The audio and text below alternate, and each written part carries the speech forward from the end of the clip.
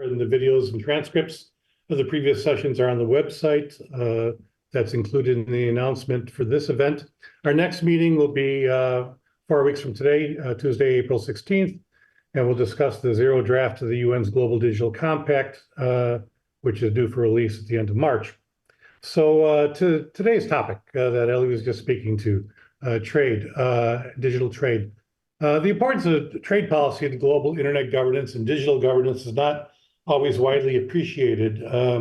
We kind of have two silos out there that don't connect very well. The communities of expertise and practice around trade and the one around internet governance and digital issues. Often there's not a lot of really serious sustained interaction. People in the multi-stakeholder internet world tend to think of the trade world as kind of opaque and controversial and not part of our remit to deal with it. And the trade community, of course, has this kind of traditional attitude of, we got this. We'll do closed door discussions behind a shield that nobody can see over. And multi-stakeholder support and internet expertise are not really needed. But nevertheless, binding trade rules governing commerce over networks, including the internet, are clearly internet governance as defined by the United Nations and related processes, and obviously integral to broader global digital governance. So we want to help to bridge the gap between these silos. It's worth remembering, because a lot of the press coverage that talks about this stuff often is ahistorical, that the WTO's engagement in the digital space is not new. It goes back to 1994 with the negotiation of the General Agreement on Trade and Services, which was a huge treaty framework that directly addresses telecom networks and services as a sector in their own right, and also as a mode of supply for the electronic transactions in other services sectors like finance and banking, et cetera. And it establishes national commitments liberalizing a great deal of trade and services over electronic networks and other means. And then the WTO's GATS agreement was extended in 1997 by a big negotiation and deal over basic telecommunications that extended liberalization deep into the telecom world, and over 120 countries have made commitments on that since then. So, and WTO has been involved in a lot of different aspects of the digital environments with intellectual property issues and trade facilitation, information technology agreements, and so on. But the rise of the internet as an integrative infrastructure for the digital economy has really presented challenges for the WTO that go beyond the issues that were raised by the corporate networks that were the focus of cross-border supply of services back when the GATS was negotiated. And in 1998, the WTO launched a big work program on e-commerce that's dragged on for 25 years with fairly little progress, trying to figure out whether new disciplines are required or how do the old ones really apply to the internet environment. And a lot of governments have wanted to slow walk these issues to avoid any movement towards negotiations in a space where they feel like they don't have competitive advantage or won't really benefit from the outcomes.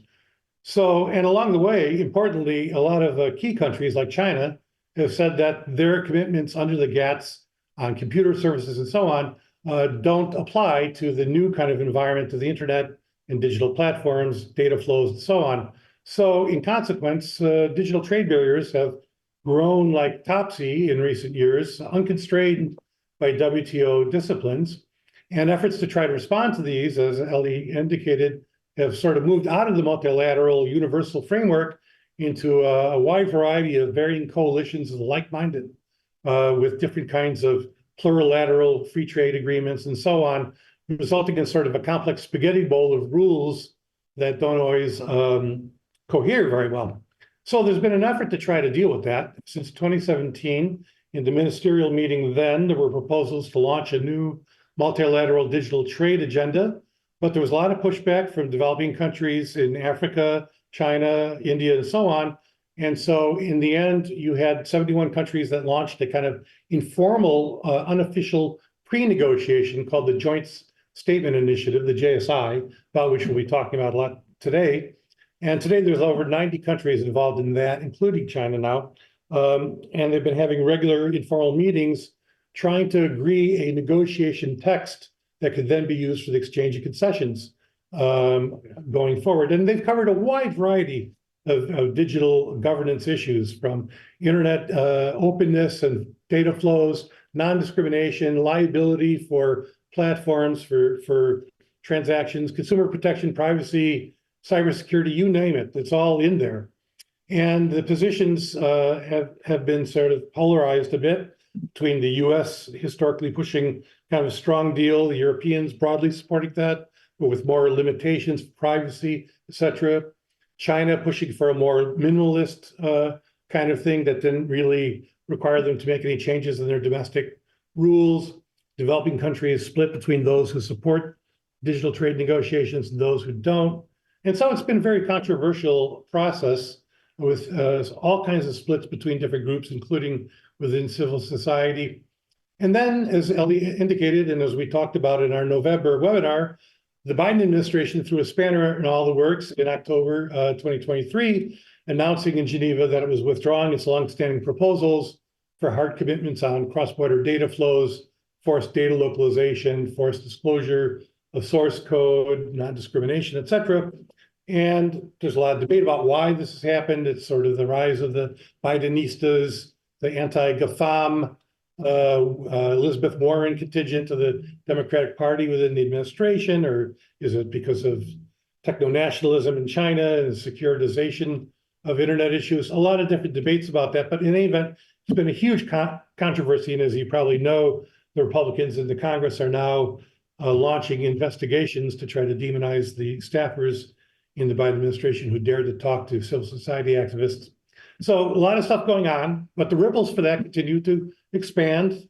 The G7 just released a ministerial declaration on digital that didn't mention cross-border data flows for the first time in a decade. So the US is just not clear what they're trying to do there. And the JSI negotiations are crawling along. The leaked text from February that the chairs put together lack provisions across all the tough issues: data localization, data flows, source code, disclosure, non-discrimination platforms.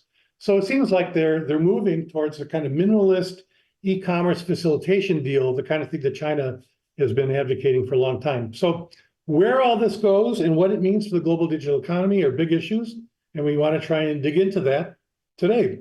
And to do it, we have an excellent panel of experts who've written extensively and run projects on digital trade.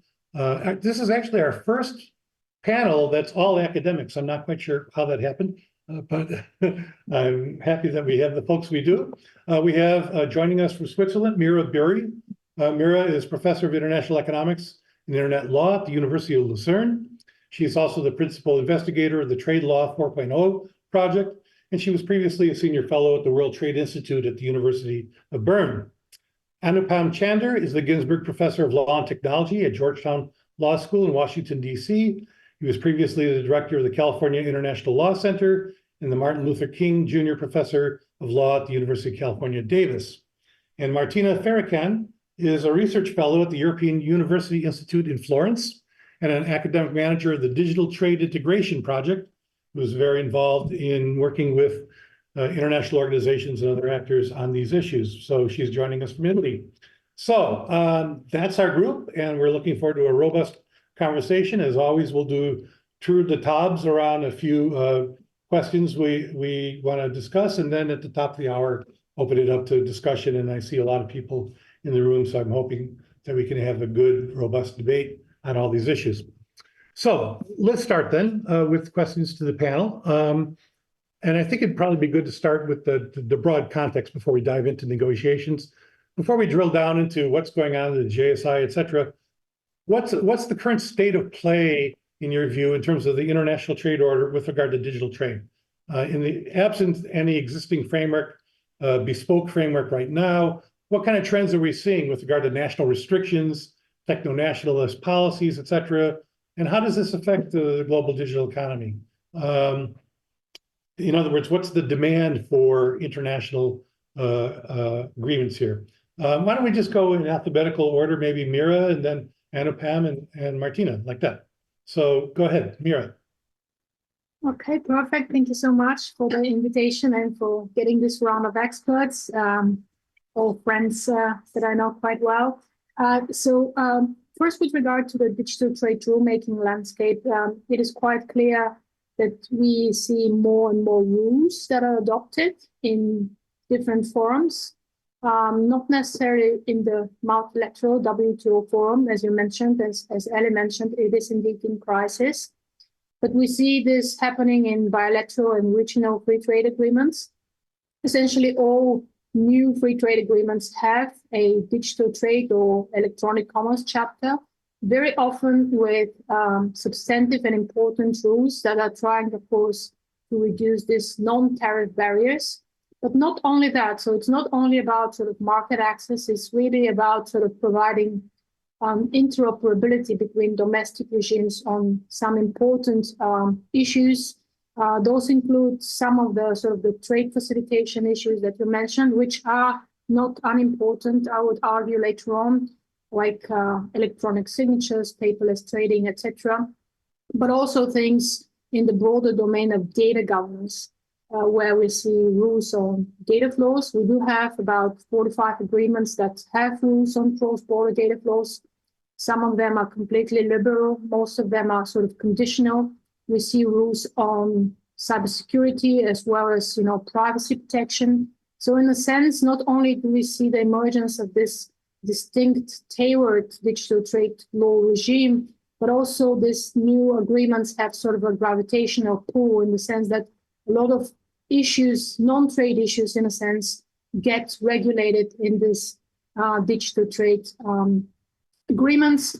And we also see legal innovation. So there is some sort of optimism there that should be highlighted as well with the emergence of the digital economy agreements. We have 5 so far, mostly actually sort of pioneered by Singapore. So we also see changing geopolitics. The dynamics are changing. So the US is somehow retiring from its sort of driving force in this sort of domain. And we see new players coming forward, like Singapore, as I mentioned. So I would not say that it is so negative. Actually, I see the sort of the domain of digital trade law / regulation as one where we see international cooperation. It is still fragmented, and that is, of course, a minus, but there is a will across different governments and across different governments that have different understandings of the issues to actually cooperate in order to reduce trade barriers and to enable this sort of global data-driven economy. There are a lot of contestations, and I'm sure we're going to touch upon those sort of fields, contested fields later on, but I will leave it at this point in time. Great, thanks, Mira. That's a good start for us. Anupam, any thoughts about data nationalism and other kinds of things you've thought about before? So we are very much in a moment of data nationalism. The United States is caught up in data nationalism after having spent decades decrying data nationalism. So there's been a reversal of positions. I was looking at RCEP versus the JSI proposal right now. And the RCEP, which includes China, includes some data localization bars. Of course, they're not actually enforceable through the dispute settlement process, but there's a greater commitment to avoid data localization that China has undertaken through RCEP than we are willing to undertake today, apparently. So it's a remarkable position that the United States has found itself in, and kind of unusual. Normally, the trade positions of a country reflect the economic interests of that country. And here, it's not clear that the economic interests of the United States are represented in those negotiations. And so that's fascinating. Now, the argument, and I'll just quickly the argument is that data flow or other liberalization positions undermine domestic regulation. And Mira hinted at that about the scope of digital trade today. It encroaches lots of different domains. But really the question that trade law asks is, are you discriminating against a foreign provider inappropriately? And so that's the main question. And so it looks very much like nationalism, like protectionism, where countries do not want to be challenged, to have their rules challenged on discrimination grounds. And we can set aside national security. I can come back to that. That's what I've been devoting my last couple of years to, last 3 years of my work to, which is opens up a whole host of other issues. But let's leave it at that. So right now, the U.S. retreating, I think, largely on the theory that liberalization commitments undermine its own ability to regulate big tech. I don't think that's an accurate view of the matter. You just need to make sure that you regulate all tech the same way, and that you're not discriminating against, particular companies from particular countries. The U.S. Trade Representative has no mandate to do antitrust at the domestic level, so I'm not sure what's going on there. Anyway, all right, great, thanks, Anupam. Marty. Yeah, thanks. Perhaps just building on what Anupam was saying, I think that the fact that China had just tabled its language on data commitments before the US made this announcement about withdrawing, I think is not a coincidence. It's really, it seems that now China is more willing to take commitments on data flows than the US, and is very sad because we are going to miss the leadership role that the US had, and I think this is bad news for trade, but also bad news for intergovernance more generally. And I will argue that when it comes to the to intergovernance, the interests of the agenda on digital trade aligns very well with the general interest on intergovernance, especially when it comes to having a free flow of data and making sure that the internet is not weaponized or controlled by states. So I think it's like the landscape is not very optimistic on that front. And just adding, given as you were talking about what's going on and the policies, at the UI we're doing this project on tracking regulation on digital trade, and what we are seeing is that clearly there are more and more policies.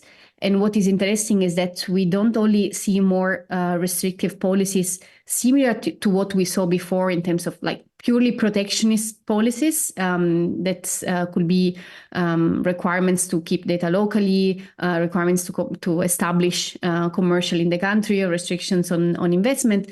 But we also see all new type of policies that are justified by security rationale. So all these screenings of investment or goods that are coming up, and also policies which are aimed at controlling the digital space, also domestically. So this new rise of governments against its own companies to have more access to, for example, source code or managing AI developments. So all of this together creates an environment which is very fragmented, and which will be very hard to work in for companies in the future.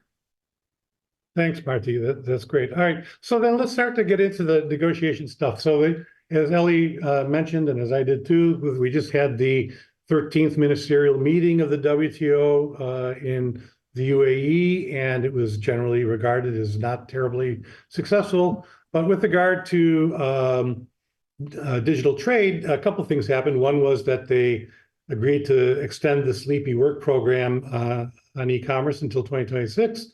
But the big thing that got most of the attention was this debate over the moratorium on customs duties. Now, this was agreed in 1998 that states would continue their practice of not imposing customs duties on electronic transmissions.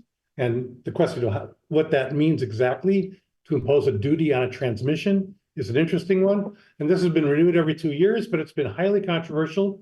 And several countries led by India, South Africa, and Indonesia have been arguing strenuously for ending this moratorium. They say that they're losing tariff revenue because things that used to be sent across borders in physical form, where they could apply customs duties at the border, now are coming in digital form. So they want to be able to impose a customs duty on bit streams somehow. And they're losing revenue, and they're getting support in this thinking from UNCTAD, the UN Conference on Trade and Development, doing studies saying you're losing all this money, et cetera. So this is a huge battle, and this preoccupied much of the digital trade space for the past year.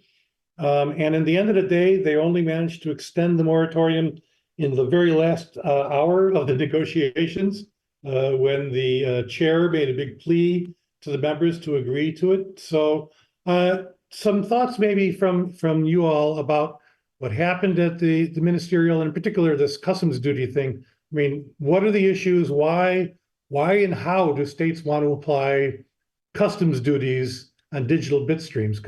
If we could maybe give some people, because for people from the internet world, that might sound really bizarre. So Mira, could you maybe help us with that? Yeah, well, thank you. So the scope of the customs moratorium was never really clear, and there was a bit of a discussion on this, to what extent it covers only the electronic transmissions, or it's sort of the bits that flow, or it covers also the content. So also if you have a video or a song, that would cover that as well. So this is not clarified yet, and there are different discussions. What the OECD did, however, is to show is that no matter what definition applies as to the scope of the moratorium, the impact of actually not having it, of applying certain duties, is going to be minimal, in the sense that it's not going to generate a lot of revenue for those countries that are willing to cut this moratorium, such as India and Indonesia, as you mentioned. And what is important here is that you can still apply sort of digital taxes. So you can still have VATs and digital tax applying. What is different with the customs duties on electronic transmissions is that they will be discriminatory. So they will be discriminating between incoming and sort of domestic services that are offered. So I'm very glad that the moratorium was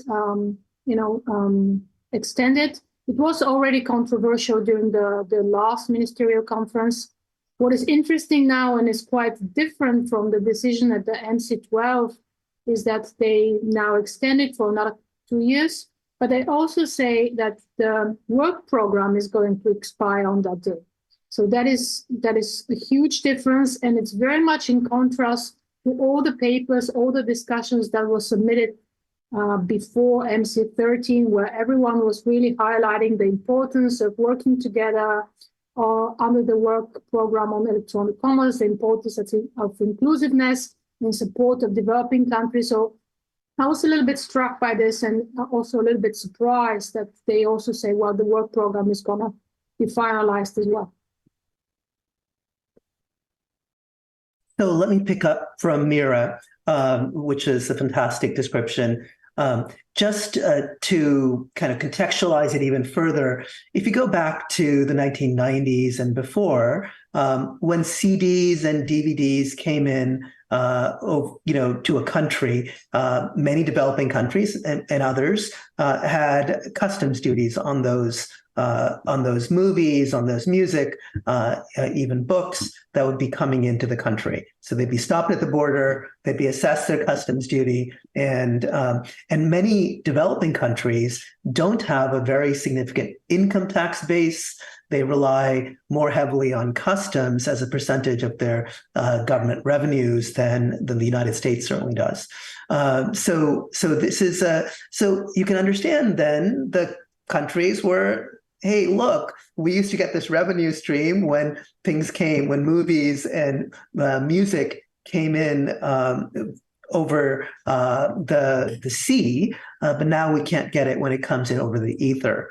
And there's, as Mira says, there is a workaround that is readily available, which is you can tax. You can have a Netflix type tax. You can tax Netflix or other videos, but you just have to assess it on domestic providers, just like foreign providers. This is, again, that anti-discrimination norm that I was talking about earlier, which is central to this. As long as you do that, you can still earn revenues to the government for music and videos circulated locally on the internet. So I think that's I don't know why they don't move to that model. Maybe that the domestic providers of these services do not want to pay those kind of taxes. And I think that's the only explanation that I can see, but I'm not sure why that isn't a pretty simple solution to the problem. Thanks. Marty? Yeah, so on this, I think that indeed there is a lot of lack of understanding yet, and developing countries are asking to understand better what are the implications of this commitment, and that's why they have not yet committed to a permanent moratorium. But I think there is some openness, especially after the study that you were mentioning from the IMF, WTO, UNCTAD all together, that was made quite a compelling argument about the more efficient approach of using VAT instead of tariffs. Now, as Anupam was saying, we don't know why developing countries are still not going in the direction, but one explanation is also the lack of possibility or capability to enforce domestically such a regulation. We'll see how that moves forward, but I think the developing countries in the WTO that have traditionally opposed the moratorium have asked for more studies and more technical discussion on this issue. So I think we will see more developments in the next months, especially because this is also part of the GSI. So they need to agree pretty soon. And just about what that means, it's quite interesting to think about the consequences of the lack of this moratorium, because Indonesia has been the only country so far that has changed its tariff lines to include also the transmissions. They have included software and different types of software that they could decide to start imposing tariffs on. But electronic transmissions means virtually anything. It could be any service. It could be newspapers. It could be online games. It could be 3D models that then are 3D printed. So it could mean data, but so the countries could decide to tax data when it just flows into the country. So it's potentially a Pandora box that could lead countries to implement very weird policies with the objective to extract revenue in a way from foreign companies, with potential negative consequences, not only on consumers, because you increase costs, so that's how also tariffs usually work. You make things more expensive for your own consumers, but also a lot of these products, especially software, are used as an intermediate product to then offer services by domestic companies. So it becomes also an increase of cost for domestic companies to offer the services in an efficient way, and therefore would have a negative impact on the economy, as some studies have shown already. Yeah, I want to pick up on something you just said, Martina, about it raises the cost domestically. I mean, just to be provocative, one could say, well, maybe the moratorium was really important in 1998 when the internet was first taking off. But these days, things have evolved a great deal further since then. You have this huge over-the-top OTT kind of environment.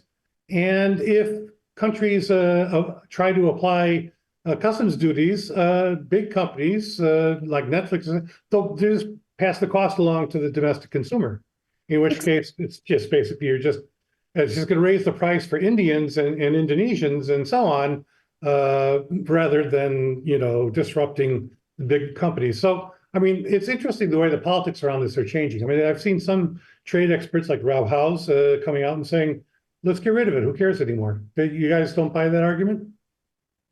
Yeah, I totally agree. I think that will be the consequence if countries implemented such tariffs at the border in the way in which they it's also very complicated to implement, but if they did it, the consequence, the increase in costs will be mostly for the local consumers and for local companies that are using these services to then develop their own services. All these companies, especially in developing countries, are relying heavily on cloud computing services or just softwares to develop their own services upon. So if you implement such a tariff, you're basically also implementing an extra tax on your companies and your consumers.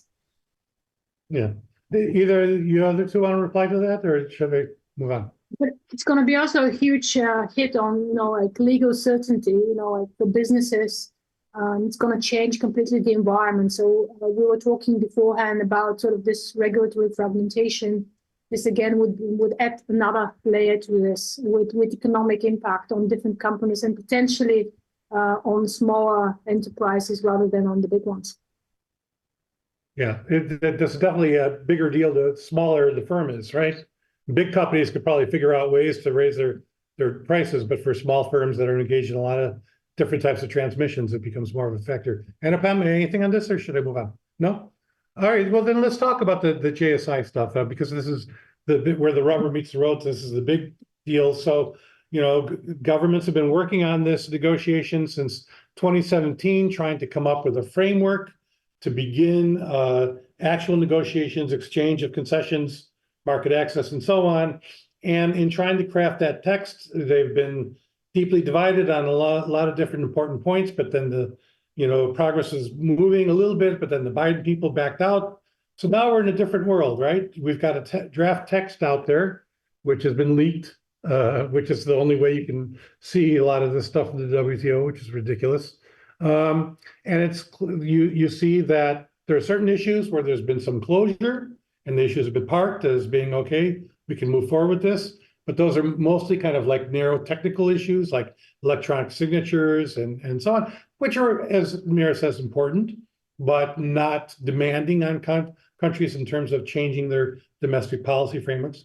But then all the key issues that the U.S. used to be pushing, which are the ones that the private sector really was interested in: barriers to cross-border data flows, requirements for forced data localization, that you have to retain or process the data within the country in order to operate in the market, requirements that you must open your source code to the government as a condition of market entry, non-discrimination against digital products, and so on, treatment of platforms, etc. All that stuff has been put aside. So how do you folks read where the negotiations are and seem to be going given this new configuration? Mira, how about you start? Yeah, so progress was made already last year, so there is not a huge change in now this new round of negotiations that was concluded just last week, at least when I compare the two sort of texts that we have, the negotiating text. Something that is clear is all the bracketed texts on the issues that you mentioned have been removed, so all the sort of the data governance issues. But we do have rules on privacy in addition, things like, cybersecurity cooperation, open governmental data, and all those e-trade facilitation issues. And they did add a few things on ICT products that use cryptography. So that is also quite important, not to, it's a norm that normally existed next to the source code norm in treaties like the USMCA. And there are some development issues that have been taken on board, which are trying to make sort of, digital trade rulemaking more inclusive. So overall, I think they made progress, and they say they can conclude already in summer. So I was actually positively surprised by this. I thought that negotiations are going to go longer and maybe be completed only in the fall. As to evaluating sort of the normative effect of these norms, I think it's pretty low if you compare to frameworks that we have, in this regional and bilateral trade agreements, which do include rules on data flows. Also for the United States, coming from the US-Japan digital trade agreement, as well as from the USMCA. So the US still has quite important commitments coming from those treaties that should not be underestimated. So it's going to provide basically sort of a baseline, which I think is still a good thing, providing certain legal certainty, as I mentioned, and basically cutting the red tape on many of those issues that I mentioned in the area of digital trade facilitation. So there are some good things in the basket, but a lot of these major things are missing and will be missing. So they will not be taken back into the basket. Okay, that's an important point. Thanks, Anna. So when the JSI began, the negotiations began, there was a real question as to how you could possibly have the EU, the United States, and China agree on digital issues. And as Mira says, it's actually remarkable that you see a wide range of agreement on some issues that are pressing forward. So in that sense, I think it's a good thing. But of course, the missing piece here is this data flows question. And so the localization of computing facilities is no longer disfavored in the leaked draft, though the November chairman's draft may still be the operative draft for various purposes. So it's not clear. So there's a new leaked draft just made available or last week or so, and so I think it's interesting. It's also interesting, of course, that countries like South Africa and India have resisted the JSI entirely, and I'm still not persuaded that by their argument. It still goes along that e-commerce moratorium. South Africa stands to be the main e-commerce platform in Africa generally, and India, of course, is a huge provider of digital services across the world. So I've always been puzzled by their reluctance in this context.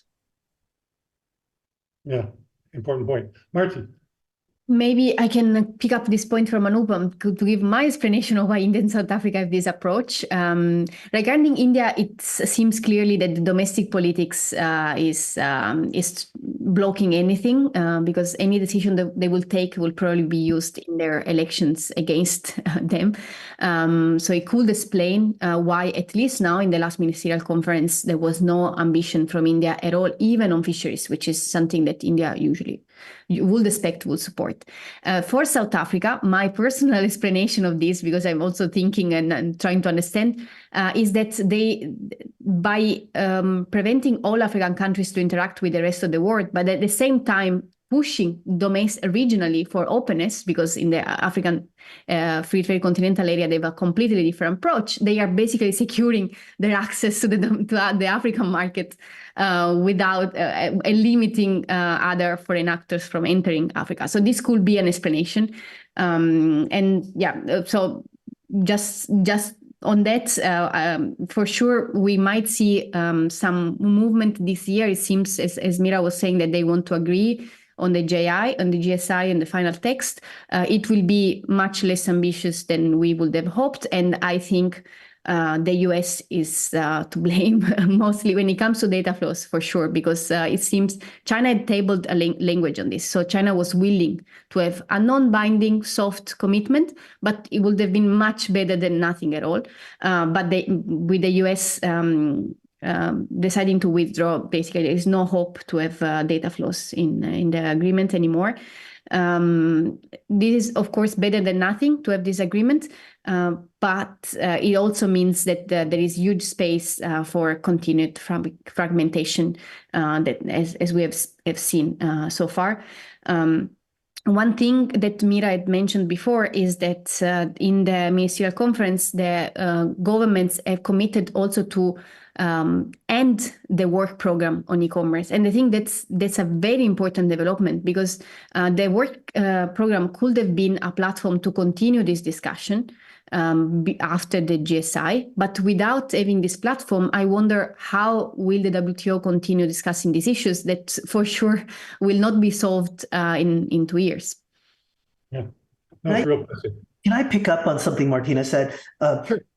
her explanation of South Africa's negotiating position, both within the region of Africa and at the global or multilateral level through the JSI, is a credible one. It's the only thing that tells a coherent narrative.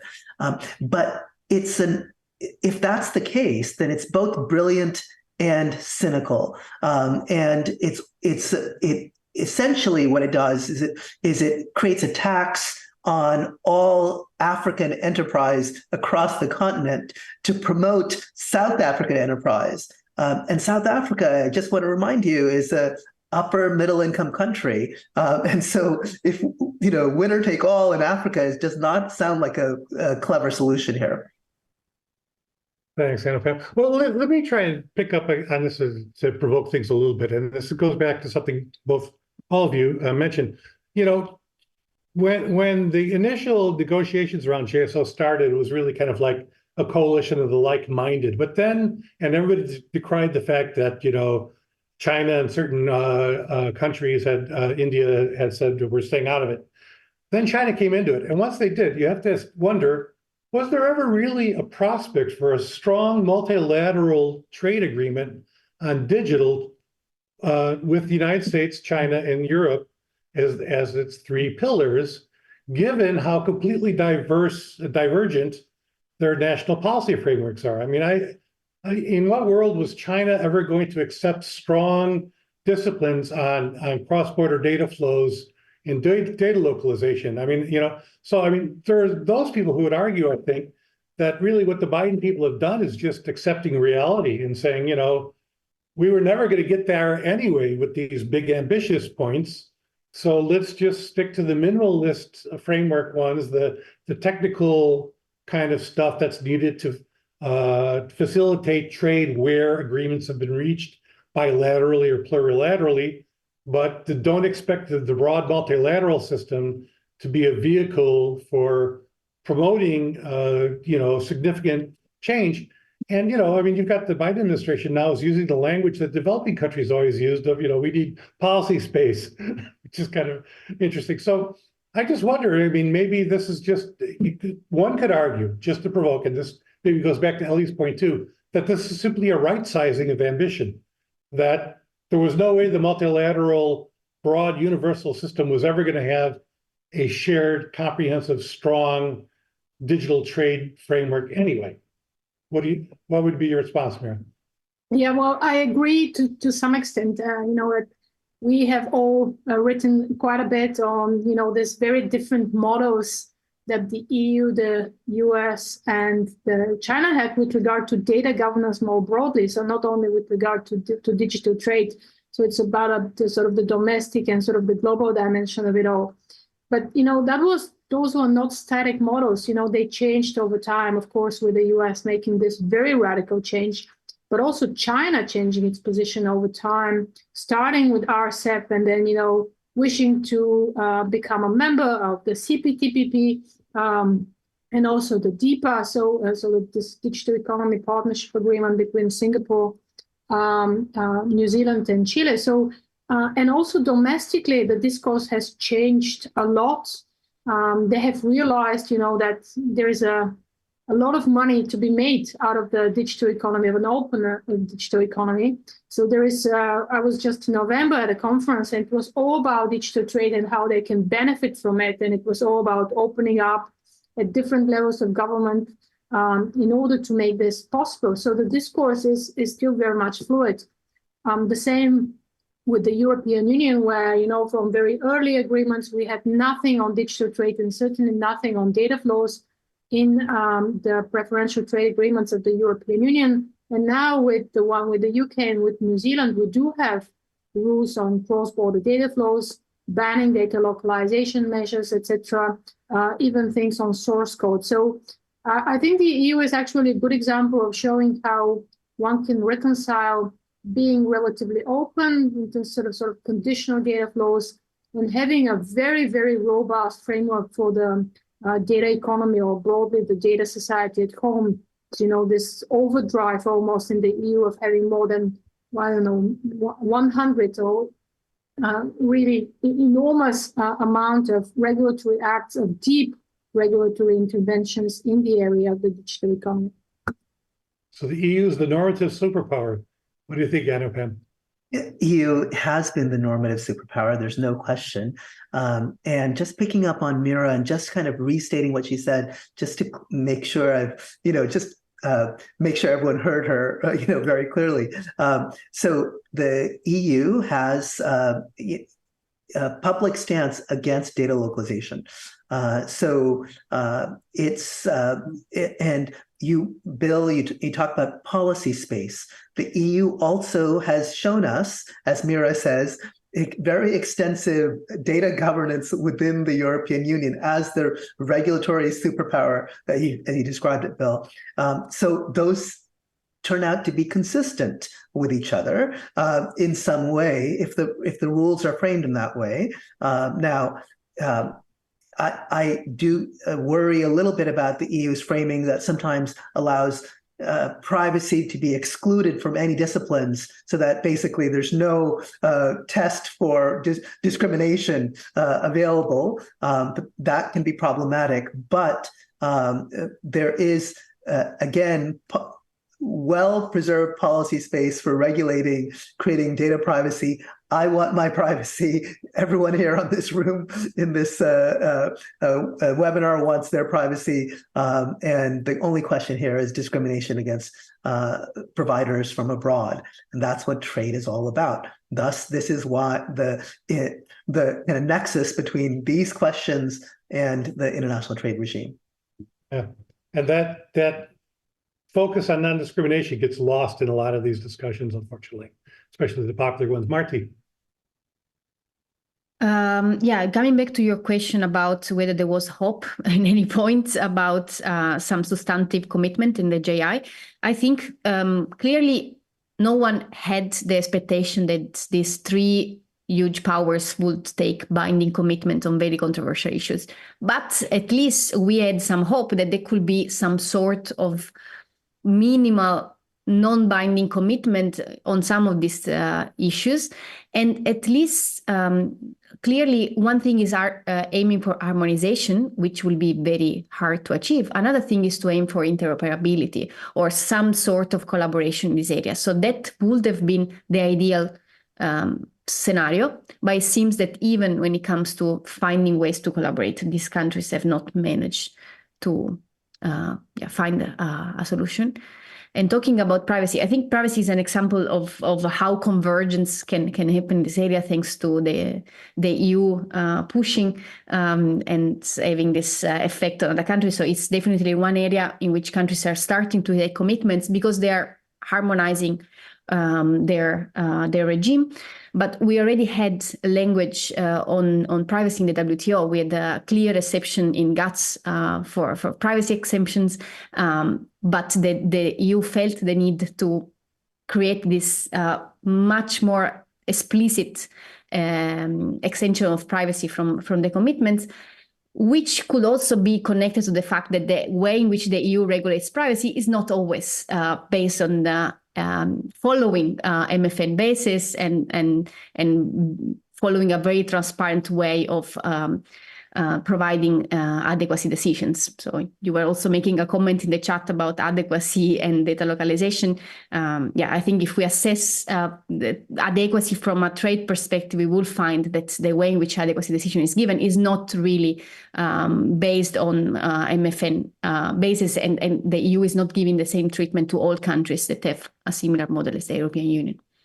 Absolutely not. All right, I want to open it up to the whole group in 4 or 5 minutes, but just before we do it, just the last quick round, then I want to ask then, given what we see, this trend towards a more minimalist kind of agreement, would you expect then that we will see an increasing reliance on unilateral deals, free trade agreements, plurilateral deals outside the WTO framework, which would then, I would think, leave a lot of developing countries excluded from a lot of these trade deals, and you'd have just partners, like-minded partners, very often industrialized countries forming deals. Is that the kind of world we're likely to go towards? And if so, what does that mean, especially for developing countries?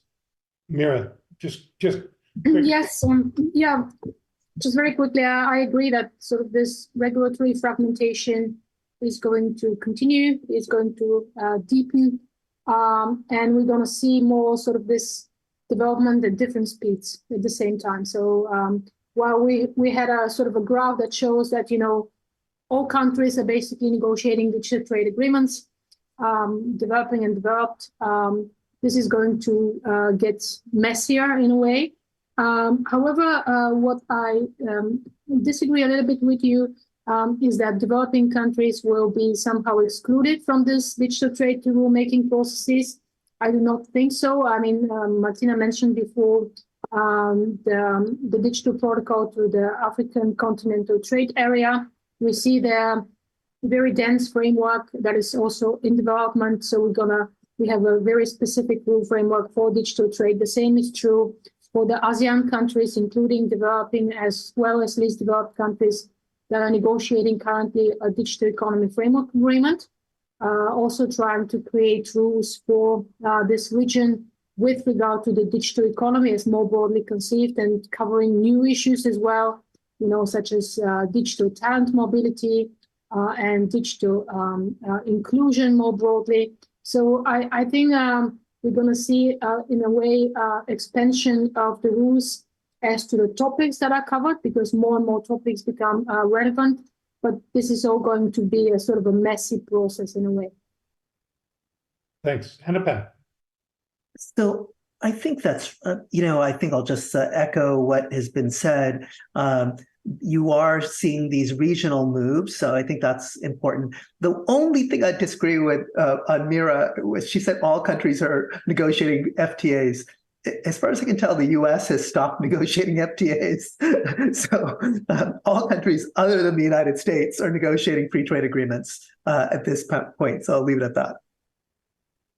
After the election. Marty. And well, yeah, on my side, I think, as Mira was saying, we do see that there is anyway this interest to continue discussion in this area, and that's a good thing. Of course, it's better than nothing.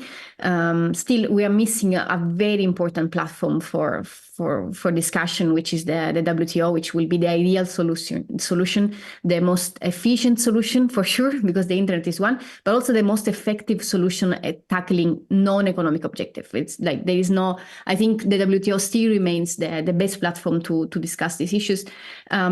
Still, these minilaterals and the discussion, for example, in digital economy agreements, are a place where there could be this sort of, as Mira calls it, legal entrepreneurship with new solutions that could be used and uptaken in other agreements, in other contexts. And when it comes to leaving behind the developing countries, I think that when it comes to digital trade, we have some developing countries showing a lot of leadership and interest in pursuing commitments.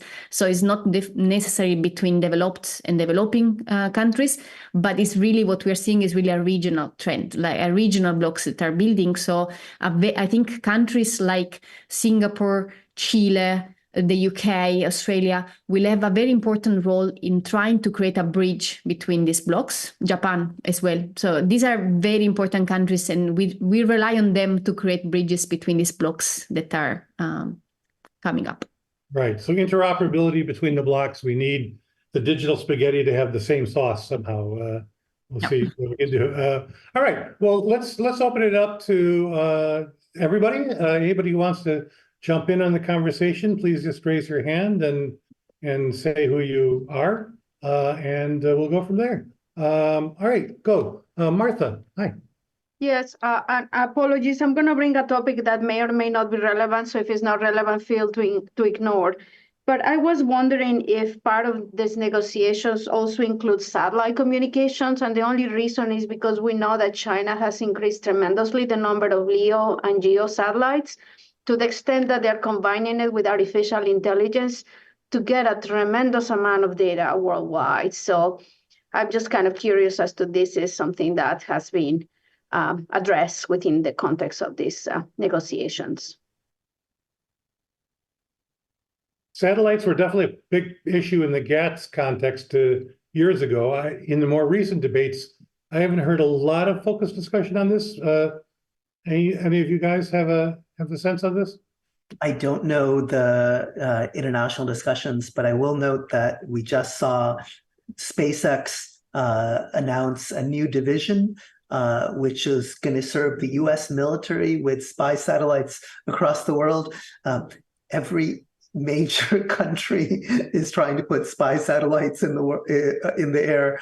So I'm not surprised that China is using these spy satellites and combining it with AI, as I'm sure the United States is as well. Yeah, Mira. We perhaps one sort of set of rules that can be relevant are the rules on cybersecurity, right? So not in a direct way, but certainly in an indirect way.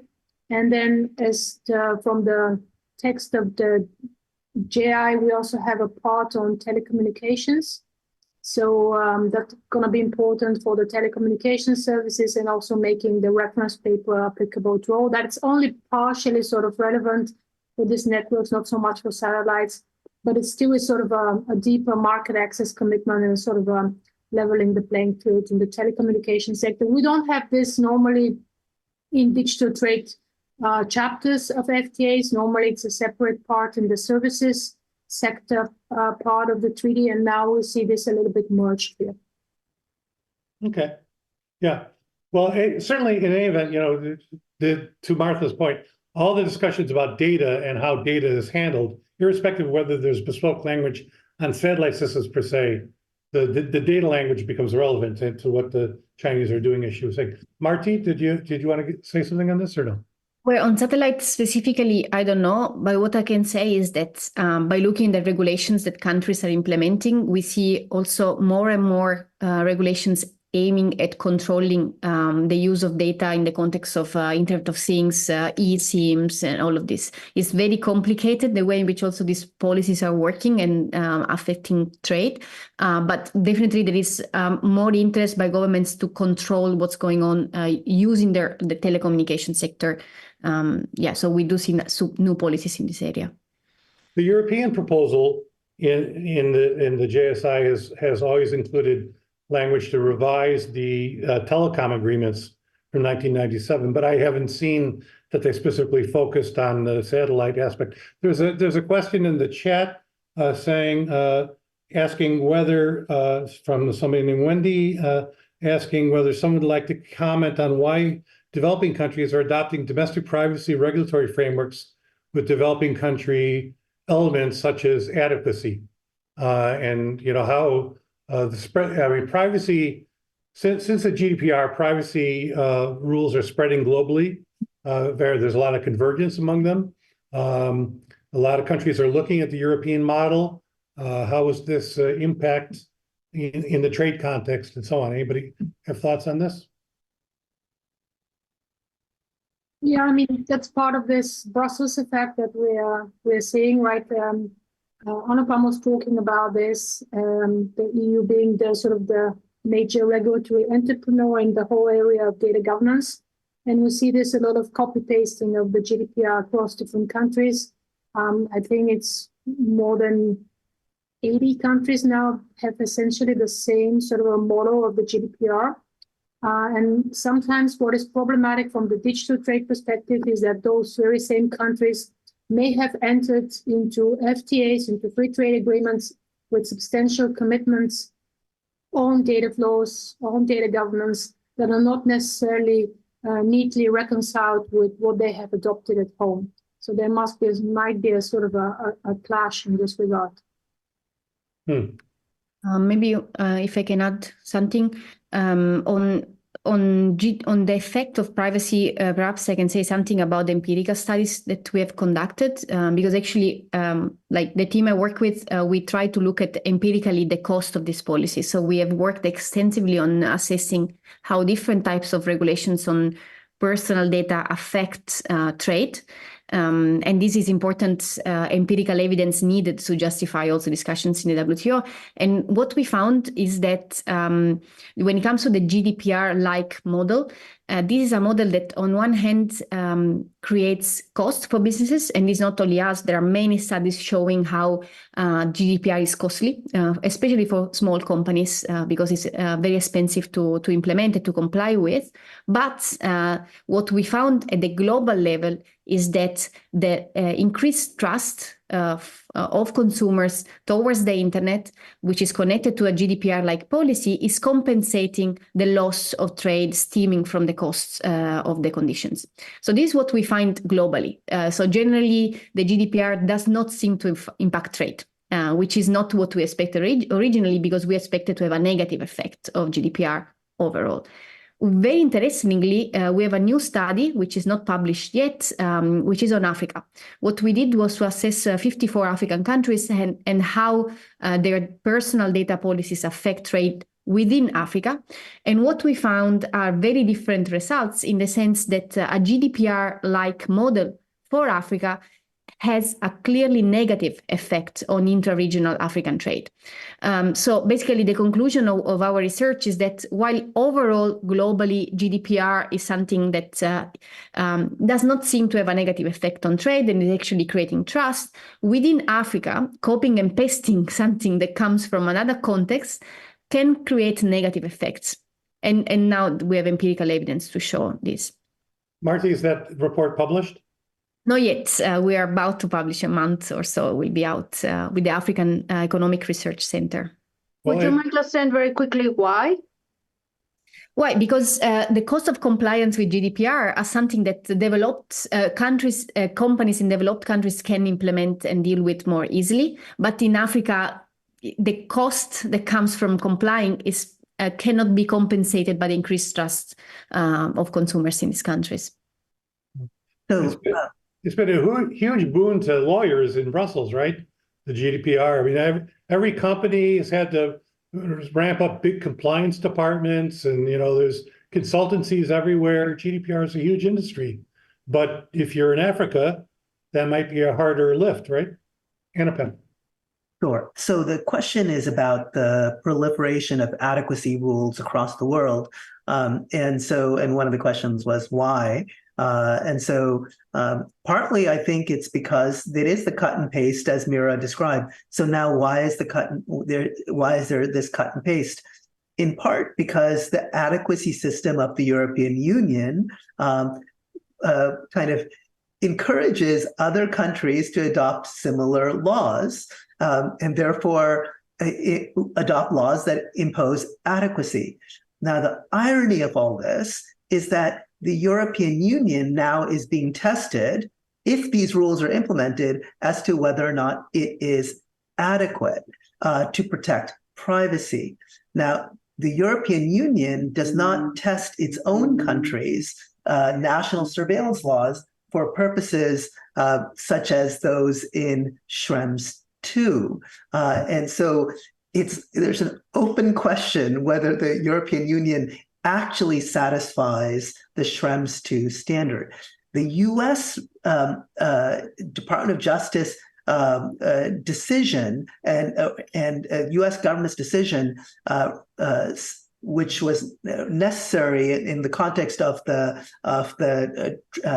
Transporter Data Privacy Framework, is actually really odd. The reasoning is really very weak as to why the European transfers of American data to the European states actually provides all the protections that they have that they would have in the United States. It relies upon the European Court of Human Rights fundamentally as the main source of protections for the European Union's data. I want to remind you that Russia was, until just a couple of years ago, a member of also subject to the European Court of Human Rights judgments. Which might tell you a little bit about the extent of which that court's rulings have force across the European states. So anyway, there's a lot to ask about the proliferation of adequacy rules across the world. Paul Schwartz and I have a paper called Privacy and or Trade, which talks about this proliferation across the world. Right. Okay, there's a question in the chat from Cedric Amon asking us to go back to the moratorium issue for a second, and he'd like to hear more about the strong opposition from Indonesia to the renewal of the moratorium. What is really the thinking? I mean, we talked a little bit about this, but I mean, to get a little bit deeper, maybe, into the thinking of those who argue that the moratorium is negative in its impact for developing countries.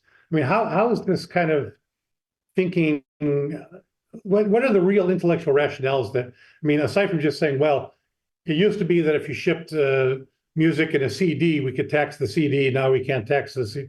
But I mean, the moratorium would extend far beyond that, right? It's not just on videos, it's not just on music, it's on any kind of electronic transmission. So what is the thinking? I mean, if you're talking about transmissions of it in the insurance, or, you know, just individuals or bloggers, or who knows, I mean, there's all kinds of data that could possibly be subject to duties. So how are they thinking about this? Are you guys tracking that discussion at all? Maybe I can start. I can't speak so much about Indonesia, but maybe about India.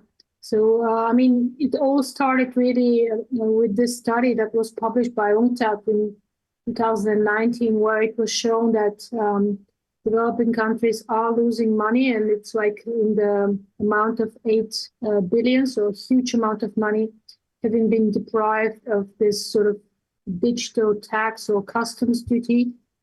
But there are also other arguments that come on top that we haven't talked about. And one is about sort of this digital or data inequality, in the sense that, you know, like local users and companies are becoming source of raw data for foreign companies that can, by using this data, also improve their services and basically become dominant on the market, while at the same time those countries would not have the possibility to develop their own digital economy startups, because they would not have access to the data, and but also because, of course, they lack resources. So this argument of digital gap, digital data inequality is also coming in. I think with regard to India, as Martin mentioned, it has a lot to do with sort of domestic politics and how they tailor their own data governance system, basically that, you know, this people's data belongs to the government, but it can also be commercialized. So it's a very strange model. And India has also made quite a bad experience with the WTO Information Technology Agreement, that this zero tariff agreement that we have for IT goods. They were part in the first edition in 1998.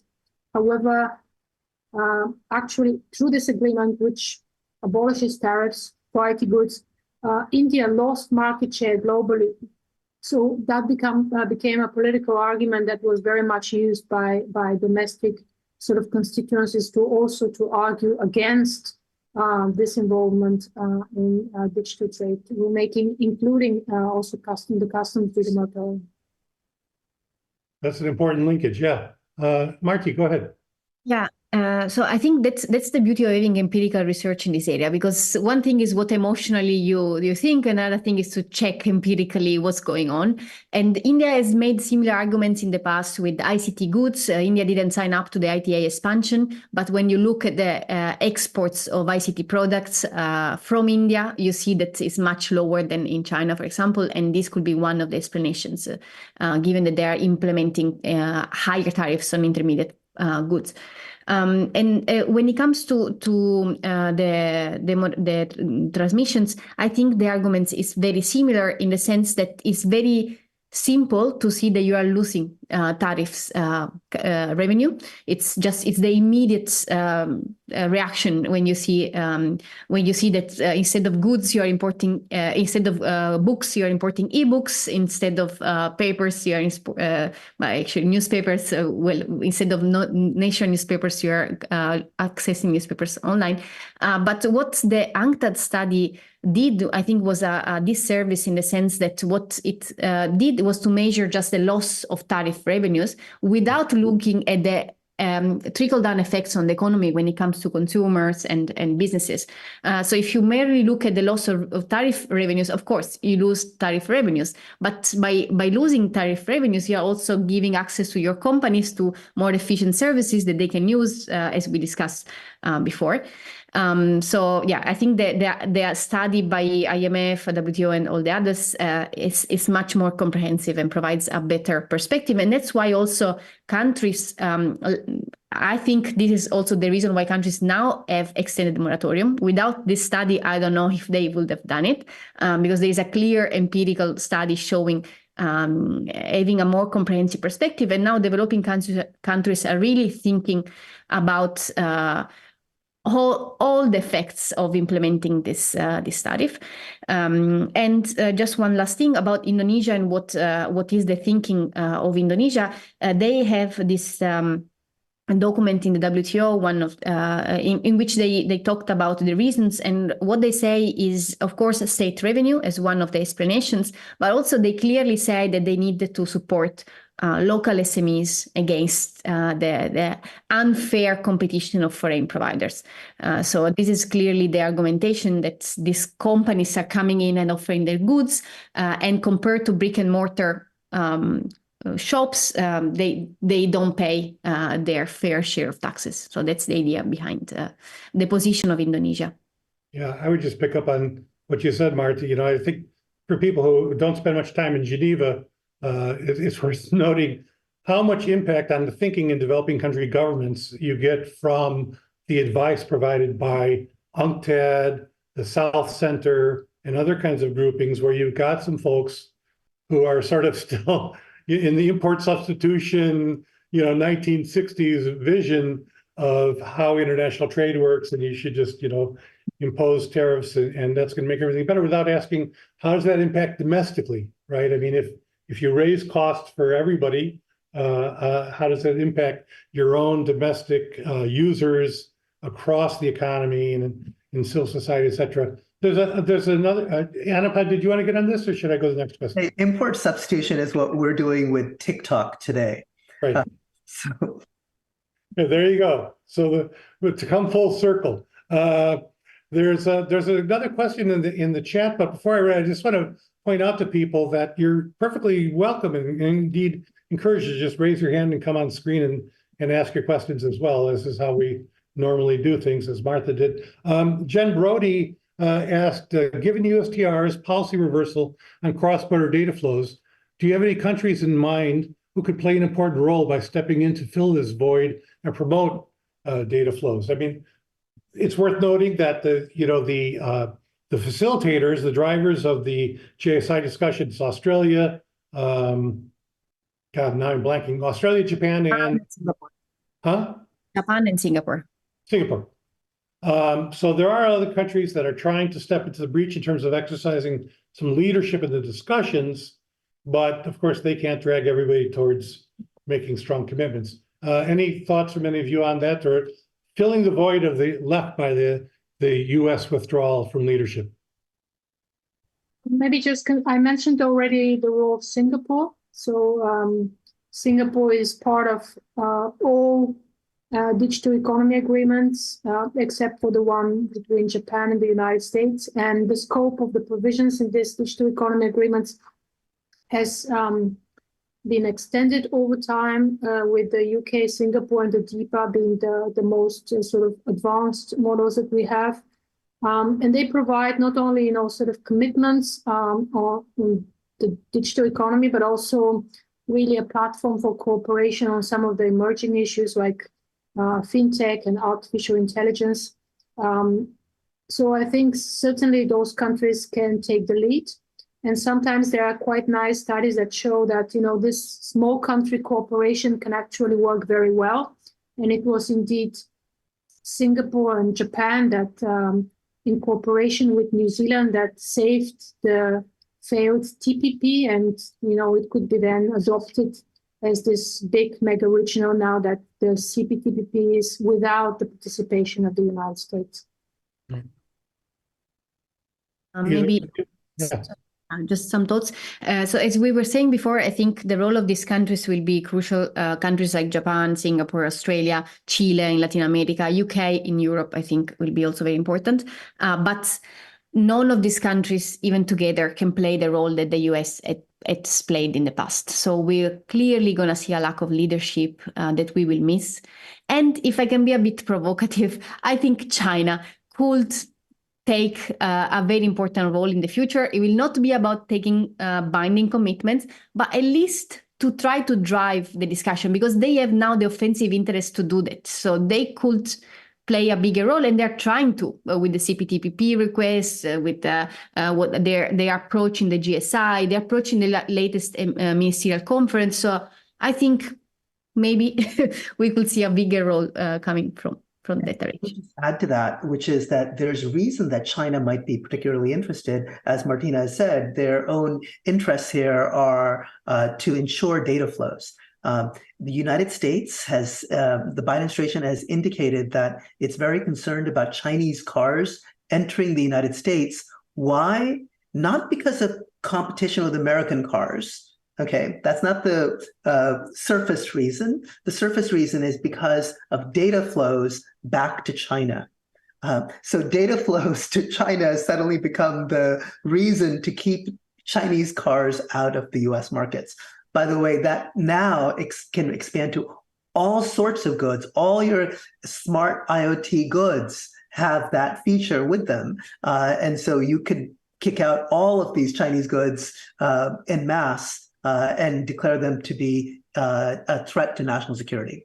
By the way, United States sells a ton of cars in China. Our cars are also connected, et cetera. So China sells no cars in the United States.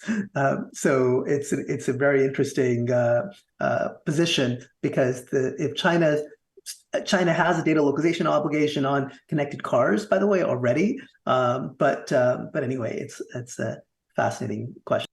NVIDIA's AI chips are going to be in cars sold in China, though, so that's interesting. The whole situation gets very blurred. All right, well, look, I think, I'm not sure that we got directly to Ellie's how much does WTO actually matter question here, but I think we kind of came around it from different aspects. But I think we can move towards closure here. So I want to thank the panelists for very interesting conversation.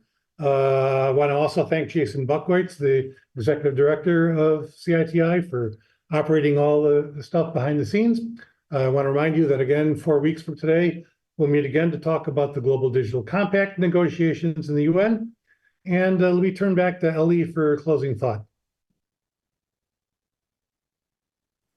Thank you.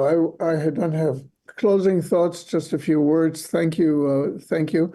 Bill's webinars are always really interesting and informative, and this one was within that kind of great set of webinars, really a kind of a wonderful one. And that credit goes to our great speakers who were lively and really kind of, this was the first time, as Bill mentioned, that we had 3 academics there, and you really did a great job to show that academics have a lot to say on this and can do so in a very nice, interesting, smart, and lively fashion. So thank you for your erudition and experience in this, and thank you for informing us. I think we all go back from this webinar understanding some of the issues that are upon us. No doubt there will be similar next year, because these processes tend to the terms change, but the basic problems of national and global and regional and free and protected and so on will be with us forever and ever. So thank you very much, Bill. Thank you very much, everyone, for joining us, and we will see you next week. Okay, bye-bye. Everyone, bye-bye. Thank you. Thanks, Bill. Bye-bye.